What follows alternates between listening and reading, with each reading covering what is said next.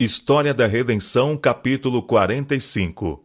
O mistério da iniquidade. O apóstolo Paulo, em sua segunda carta aos Tessalonicenses, predisse a grande apostasia que resultaria no estabelecimento do poder papal. Declarou que o dia de Cristo não viria, sem que primeiro venha a apostasia e seja revelado o homem da iniquidade, o filho da perdição, o qual se opõe e se levanta contra tudo que se chama Deus, ou objeto de culto, a ponto de assentar-se no santuário de Deus, ostentando-se como se fosse o próprio Deus. E ainda mais, o apóstolo adverte os irmãos de que o mistério da iniquidade já opera. 2 Tessalonicenses, capítulo 2, versos 3, 4 e 7. Mesmo naqueles primeiros tempos, viu ele, insinuando-se na igreja, erros que preparariam o caminho para o desenvolvimento do papado. Pouco a pouco, a princípio furtiva e silenciosamente, e depois mais às claras, à medida em que crescia em força e conquistava o domínio da mente dos homens, o mistério da iniquidade levou avante sua obra de engano e blasfêmia. Quase imperceptivelmente, os costumes do paganismo tiveram ingresso na igreja cristã. O espírito de transigência e conformidade fora restringido durante algum tempo pelas terríveis perseguições que a igreja suportou sob o paganismo. Mas, em cessando a perseguição e entrando o cristianismo nas cortes e palácios dos reis, pôs ela de lado a humilde simplicidade de Cristo e seus apóstolos, em troca de pompa e do orgulho dos sacerdotes e governadores pagãos. E em lugar das ordenanças de Deus, colocou teorias e tradições humanas. A conversão nominal de Constantino, na primeira parte do século IV, causou grande regozijo, e o mundo, sob o manto de justiça aparente, introduziu-se na igreja. Progredia rapidamente a obra de corrupção. O paganismo, conquanto parecesse suplantado, tornou-se o vencedor. Seu espírito dominava a igreja. Suas doutrinas, cerimônias e superstições incorporaram-se à fé e culto dos professos seguidores de Cristo. Esta mútua transigência entre o paganismo e o cristianismo resultou no desenvolvimento do homem do pecado, predito na profecia como se opondo a Deus e exaltando-se sobre ele. Aquele gigantesco sistema de religião falsa é obra-prima do poder de Satanás, monumento de seus esforços para sustentar-se sobre o trono e governar a terra segundo a sua vontade. Para conseguir proveitos e honras mundanas, a igreja foi levada a buscar o favor e apoio dos grandes homens da terra, e havendo assim rejeitado a Cristo, foi induzida a prestar obediência ao representante de Satanás, o bispo de Roma. Uma das principais doutrinas do romanismo é que o Papa é a cabeça visível da Igreja Universal de Cristo, investido de autoridade suprema sobre os bispos e pastores em todas as partes do mundo. Mais do que isto, o Papa se arrogou os próprios títulos da divindade. Satanás bem sabia que as Escrituras Sagradas habilitariam os homens a discernir seus enganos e resistir a seu poder. Foi pela palavra que o mesmo Salvador do mundo resistiu a seus ataques. Em cada assalto, Cristo apresentou o escudo da verdade eterna, dizendo: "Está escrito." A cada sugestão do adversário, opunha a sabedoria e poder da palavra. A fim de Satanás manter o seu domínio sobre os homens e estabelecer a autoridade do usurpador papal, deveria conservá-los na ignorância das Escrituras. A Bíblia exaltaria a Deus e colocaria o homem finito em sua verdadeira posição. Portanto, suas sagradas verdades deveriam ser ocultadas e suprimidas. Esta lógica foi adotada pela Igreja de Roma. Durante séculos, a circulação da Escritura foi proibida. Ao povo era vedado lê-la ou tê-la em casa, e sacerdotes e prelados sem escrúpulos interpretavam-lhe os ensinos de modo a favorecerem suas pretensões. Assim, o chefe da igreja veio a ser quase universalmente reconhecido como vigário de Deus na terra, dotado de autoridade suprema sobre a igreja e o Estado. Mudados os tempos e as leis. Suprimido o revelador do erro, agiu Satanás a seu bel prazer. A profecia declarara que o papado havia de cuidar em mudar os tempos e a lei. Daniel capítulo 7, verso 25. Para cumprir esta obra, não foi vagaroso. A fim de proporcionar aos conversos do paganismo uma substituição à adoração de ídolos e promover assim sua aceitação nominal do cristianismo, foi gradualmente introduzida no culto cristão a adoração de imagens e relíquias. O decreto de um concílio geral estabeleceu por fim este sistema de idolatria papista. Para completar a obra sacrílega, Roma pretendeu eliminar da lei de Deus o segundo mandamento, que proíbe o culto das imagens, e dividir o 10º mandamento a fim de conservar o número deles. Este espírito de concessão ao paganismo abriu caminho para desrespeito ainda maior da autoridade do céu. Satanás intrometeu-se também com o 4º mandamento e tentou pôr de lado o antigo sábado, o dia que Deus tinha abençoado e santificado, exaltando em seu lugar a festa observada pelos pagãos como o venerável dia do sol. Esta mudança não foi a princípio tentada abertamente. Nos primeiros séculos, o verdadeiro sábado foi guardado por todos os cristãos. Eram estes ciosos da honra de Deus e, crendo que sua lei é imutável, zelosamente preservavam a santidade de seus princípios. Mas com grande argúcia, Satanás operava mediante seus agentes para efetuar seu objetivo. Para que a atenção do povo pudesse ser chamada para o domingo, foi feito este uma festividade em honra da ressurreição de Cristo. Atos religiosos eram nele realizados. Era, porém, considerado como dia de recreio, sendo o sábado ainda observado como dia santificado. Constantino, quando ainda pagão, promulgou um decreto fazendo do domingo uma festividade pública em todo o Império Romano. Depois de sua conversão, ele continuou a ser um firme advogado do domingo, e seu edito pagão foi então posto em vigor no interesse de sua nova fé. Contudo, a honra demonstrada a este dia não foi suficiente para impedir que os cristãos considerassem o verdadeiro sábado como santo do Senhor. Outro passo devia ser dado. O falso sábado devia ser exaltado em igualdade com o verdadeiro. Poucos anos depois da promulgação do decreto de Constantino, o bispo de Roma conferiu ao domingo o título de Dia do Senhor. Assim, o povo foi gradualmente levado a considerar o domingo como possuindo certo grau de santidade. Todavia, ainda o sábado original era observado. O arqui-enganador não havia terminado sua obra. Estava decidido a congregar o mundo cristão sob sua bandeira e exercer o poder por intermédio de seu vigário, o orgulhoso pontífice que pretendia ser o representante de Cristo. Por meio de pagãos, semiconversos, ambiciosos prelados e eclesiásticos amantes do mundo, realizou ele seu propósito. Celebravam-se de tempos em tempos vastos concílios, aos quais concorriam, do mundo todo, os dignatários da Igreja. Em quase todos os concílios, o sábado que Deus havia instituído era rebaixado um pouco mais, enquanto o domingo era, em idêntica proporção, exaltado. Destarte, a festividade pagã veio finalmente a ser honrada como instituição divina, ao mesmo tempo em que se declarava ser o sábado bíblico relíquia do judaísmo, amaldiçoando-se seus observadores. O grande apóstata conseguira exaltar-se contra tudo o que se chama Deus ou objeto de culto. 2 Tessalonicenses capítulo 2, verso 4. Ousara mudar o único preceito da lei divina que inequivocadamente indica a toda a humanidade o Deus verdadeiro e vivo.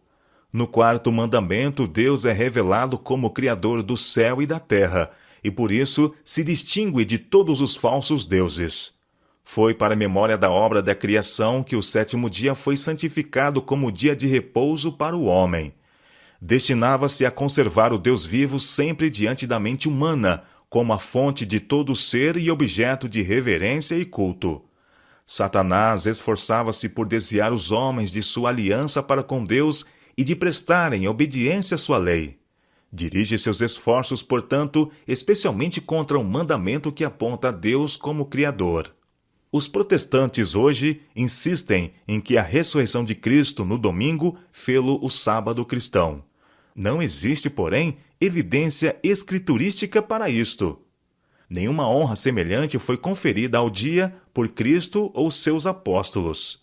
A observância do domingo como instituição cristã teve origem no mistério da injustiça, que já no tempo de Paulo começara a sua obra. Onde e quando adotou o Senhor este filho do papado? Que razão poderosa se poderá dar para uma mudança que as Escrituras não sancionam? No sexto século tornou-se o papado firmemente estabelecido. Fixou-se a sede de seu poderio na cidade imperial e declarou-se ser o bispo de Roma a cabeça de toda a igreja. O paganismo cedera lugar ao papado. O dragão dera à besta o seu poder, o seu trono e grande autoridade. Apocalipse capítulo 13, verso 2. E começaram então os 1260 anos de opressão papal preditos nas profecias de Daniel e João. Os cristãos foram obrigados a optar entre renunciar à sua integridade e aceitar as cerimônias e culto papais, ou passar a vida nas masmorras, sofrer a morte pelo instrumento de tortura, pela fogueira ou pela machadinha do verdugo. Cumpriram-se as palavras de Jesus: e sereis entregues até por vossos pais, irmãos, parentes e amigos, e matarão alguns dentre vós. De todos sereis odiados por causa do meu nome. São Lucas capítulo 21, versos 16 e 17. Desencadeou-se a perseguição sobre os fiéis com maior fúria do que nunca, e o mundo se tornou um vasto campo de batalha. Durante séculos, a Igreja de Cristo encontrou refúgio no isolamento e obscuridade. Assim diz o profeta. A mulher, porém, fugiu para o deserto, onde lhe havia Deus preparado lugar para que nele a sustentem durante 1260 dias. Apocalipse capítulo 12, verso 6. A Idade Escura. O acesso da Igreja de Roma ao poder assinalou o início da escura Idade Média. Aumentando o seu poderio, mais se adensavam as trevas. De Cristo, o verdadeiro fundamento, transferiu-se a fé para o Papa de Roma. Em vez de confiar no Filho de Deus para o perdão dos pecados e para a salvação eterna, o povo olhava para o Papa e para os sacerdotes e prelados a quem delegava a autoridade. Ensinava-se-lhes ser o Papa seu mediador e que ninguém poderia aproximar-se de Deus senão por seu intermédio. E mais ainda, que ele ficava para eles em lugar de Deus e deveria, portanto, ser implicitamente obedecido. Esquivar-se de suas disposições era motivo suficiente para se infligir a mais severa punição ao corpo e alma dos delinquentes. Assim, a mente do povo desviava-se de Deus para homens falíveis, que erram e são cruéis, e mais ainda, para o próprio príncipe das trevas, que por meio deles exercia o seu poder. O pecado se disfarçava sob o manto da santidade. Quando as Escrituras são suprimidas e o homem vem a considerar-se supremo, só podemos esperar fraudes, enganos e aviltante iniquidade. Com a elevação das leis e tradições humanas, tornou-se manifesta a corrupção que sempre resulta de se pôr de lado a lei de Deus. Dias de perigo. Dias de perigo foram aqueles para a Igreja de Cristo. Os fiéis porta-estandartes eram, na verdade, poucos. Posto que a verdade não fosse deixada sem testemunhas, parecia por vezes que o erro e a superstição prevaleceriam completamente, e a verdadeira religião seria banida da terra. Perdeu-se de vista o Evangelho, mas multiplicaram-se as formas de religião, e o povo foi sobrecarregado de severas exigências. Ensinava-se-lhes não somente a considerar o Papa como seu mediador, mas a confiar em suas próprias obras para a expiação do pecado. Longas peregrinações, atos de penitência, adoração de relíquias, ereção de igrejas, relicários e altares, bem como pagamento de grandes somas à igreja, tudo isto e muitos atos semelhantes eram ordenados para aplacar a ira de Deus ou assegurar o seu favor, como se Deus fosse idêntico aos homens, encolerizando-se por ninharias ou apaziguando-se com donativos ou atos de penitência. Os séculos que se seguiram testemunharam aumento constante de erros nas doutrinas emanadas de Roma. Mesmo antes do estabelecimento do papado, os ensinos dos filósofos pagãos haviam recebido atenção e exercido influência na Igreja. Muitos que se diziam conversos ainda se apegavam aos dogmas de sua filosofia pagã, e não somente continuaram no estudo desta, mas encareciam-no a outros como meio de entenderem sua influência entre os pagãos. Erros graves foram assim introduzidos na fé cristã. Destaca-se, entre outros, o da crença na imortalidade natural do homem e sua consciência na morte. Esta doutrina lançou o fundamento sobre o qual Roma estabeleceu a invocação dos santos e a adoração da Virgem Maria.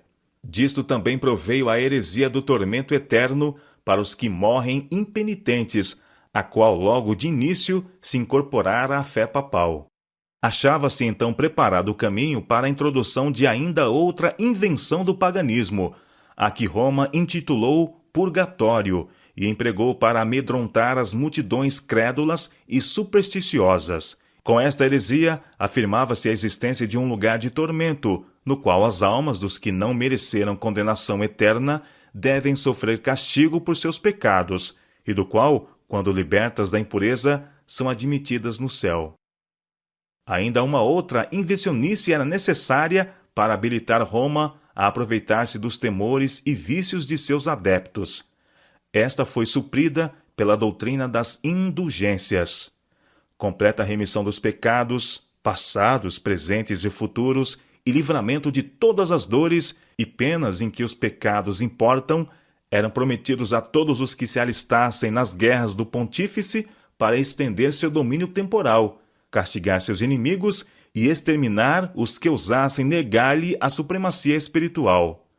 Ensinava-se também ao povo que, pelo pagamento de dinheiro à Igreja, podia livrar-se do pecado e igualmente libertar as almas de seus amigos falecidos que estivessem condenados a chamas atormentadoras. Por esses meios, Roma abarrotou os cofres e sustentou a magnificência, o luxo e os vícios dos pretensos representantes daquele que não tinha onde reclinar a cabeça. A ordenança escriturística da ceia do Senhor fora suplantada pelo idolátrico sacrifício da missa. Sacerdotes papais pretendiam, mediante esse disfarce destituído de sentido, converter o simples pão e vinho no verdadeiro corpo e sangue de Cristo. Com blasfema presunção, pretendiam abertamente o poder de criarem o seu Criador. Aos cristãos exigia-se, sob pena de morte, confessar sua fé nesta heresia horrível que insulta ao céu. Aqueles que a isto se recusaram foram entregues às chamas. O meio-dia do papado foi a meia-noite moral do mundo. As sagradas escrituras eram quase desconhecidas, não somente pelo povo, mas pelos sacerdotes. Como os fariseus de outrora, os dirigentes papais odiavam a luz que revelaria os seus pecados. Removida a lei de Deus, a norma de justiça, exerciam eles poder sem limites e praticavam os vícios sem restrições. Prevaleciam a fraude, a avareza, a libertinagem. Os homens não recuavam de crime algum pelo qual pudessem adquirir riqueza ou posição. Os palácios dos papas e prelados eram cenários da mais vil devassidão. Alguns dos pontífices reinantes eram culpados de crimes tão revoltantes que os governadores seculares se esforçavam por depor esses dignatários da Igreja como monstros demasiado vis para serem tolerados no trono. Durante séculos não houve progresso no saber ou na civilização. Uma paralisia moral e intelectual caíra sobre a cristandade.